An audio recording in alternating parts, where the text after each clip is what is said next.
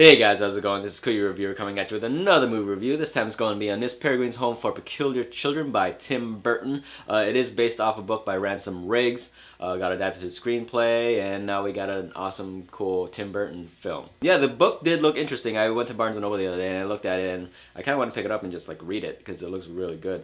The movie is a little bit of a hit or miss for me, but anyways, this review is going to have some spoilers in it, so if you haven't seen the movie at all, go ahead and check that movie out before checking this video out. But of course, if you don't want spoilers, go ahead and continue watching this video, and let's go ahead and talk about this movie.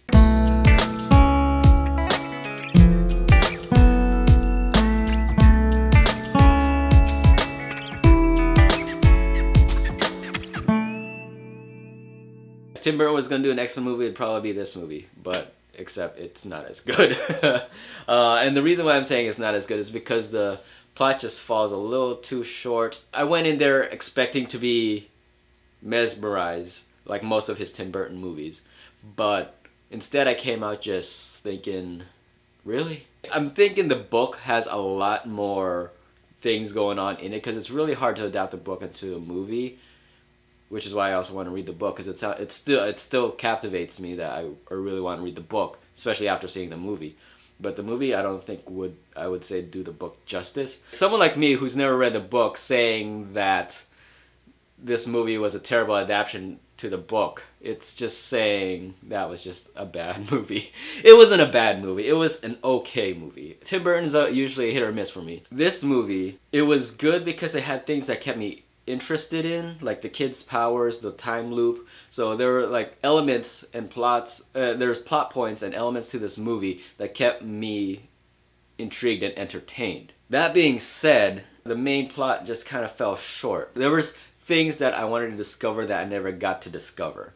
I wanted to know more about the kids. I thought the kids were amazing. They had all these crazy powers. There's a couple of twins that could turn people into stone. They don't reveal that until the very end, which I don't understand why they could have just done that with the bad guys and get it over with. I guess you wouldn't have a great finale with the main guy if that just happened.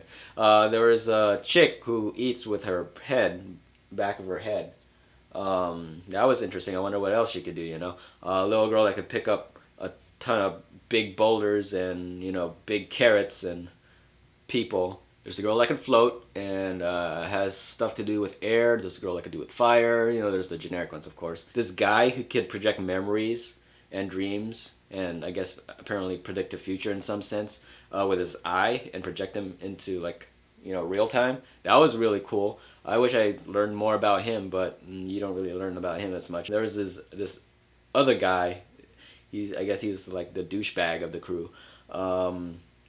He didn't like the main dude, but his power was he could bring inanimate objects to life, like dolls and even dead bodies. So that was cool. All the kids were introduced and everything, but we never really got to learn anything about them. We just know about their powers. Asa Butterfield, he was in this movie. He was the main guy. His performance in the beginning wasn't convincing to me. I'm not sure if he was going for a peculiar act because that's what the director told him or something, but he definitely started off very weird and peculiar, which in not a good way. It didn't portray it in a good way for me as a viewer. It just turned me off. And he's usually a good actor. I loved him in Ender's Game. He's an amazing actor, and he's one of the people I'm watching right now because I bet you anything he's going to be famous in the next 10 years.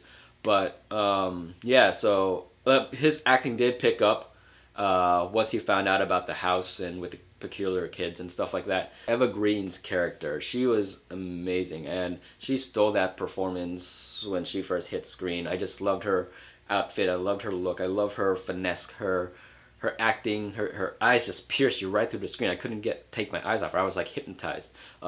She was very punctual, how she acted and everything. It was great. She did an amazing performance, and she stole the show. And I wish I learned more about her as well too, but you don't really learn anything about her. But basically, long story short, is that Asa Butterfield's character has a crazy grandpa.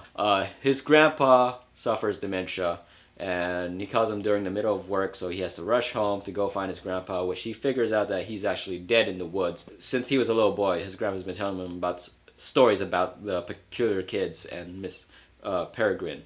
He goes see a shrink to talk about his problems, because Asa Butterfield can't depict what's reality and what's fantasy. So he goes see a shrink, and the shrink tells him, "Oh, why don't you go visit that house and go find out for yourself to see if these people are actually real and da da da da, and have some closure." And he basically does that with his father. He goes out there. Oh, by the way, his parents are very like flat. They don't really care about him all too much. And at one point, I'm wondering, like at the end of the movie, is like, what happened to his father? That did he just leave him on the island or something? And then he just disappears. So there's no closure with the parents. I guess he just disappears. He goes to the house and he discovers like it's all broken and messed up. And apparently, one of the during World War II, the Germans bombed the house.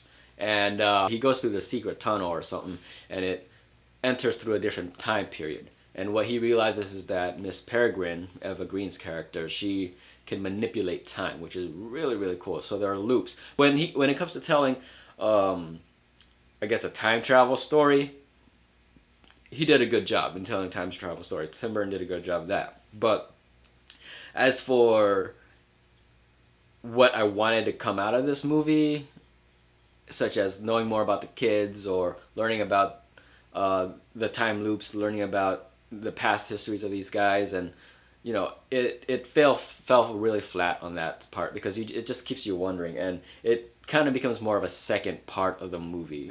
These hollow creatures look like Slender Man, but they eat eyes of children, and then they become humanoid again. You know what I mean? So if they don't eat the eyes of children, they become looking like a weird slender person. But if they eat the eyes of the children, then they become human again. So that's what I guess they're trying to do. They're trying to capture the kids and eat their eyeballs and stuff like that. Which one point I didn't understand, because if they're all in one room, why didn't they just like eat the kids' eyes? Why do they always have to leave them somewhere? Just take their eyes and eat them and then go do your thing. Yeah, so the villains were kind of convincing at first, but then after a while, they just kind of fell flat. It was kind of funny because there's this one fight scene when they're taken into like some sort of carnival thing, and it was the music just was very weird, peculiar. Again, I guess if this movie won something, it was because of it being actually peculiar in the wrong sense. But yeah, the fight scenes took place. When this fight scene took place outside in the carnival, they had this like dubstep music playing in the background while you're seeing these Slenderman people get attacked by animatronic things that one of the kids brought to life. It was weird and peculiar. I don't know how many times I'm gonna say peculiar in this review, but yeah, like I said, this movie was not what I expected. It wasn't bad. It was just okay. It will leave you asking questions at the end. I wish I had known more about the villains, because I think if given a chance, the villains could possibly be menacing and villainy. But they were just slapstick comedy in the end. Truthfully, that's how I saw it. I'm in a weird position where it's like I don't want to hate this film because there are so many good elements to it. But then again, it fell flat with story. Just a direction. And I think the book, I'm going to read the book because I'm really interested in what actually happens. At the end, it seems like everything was just rushed because he's telling all this information to this girl that he likes in school and stuff. But it just feels like that part was probably rushed, whereas in the book, it probably covered a couple chapters. Anyways, yeah, rate, comment, subscribe to my channel, and let me know what you think about this review, and I'll see you guys in the next one. Later.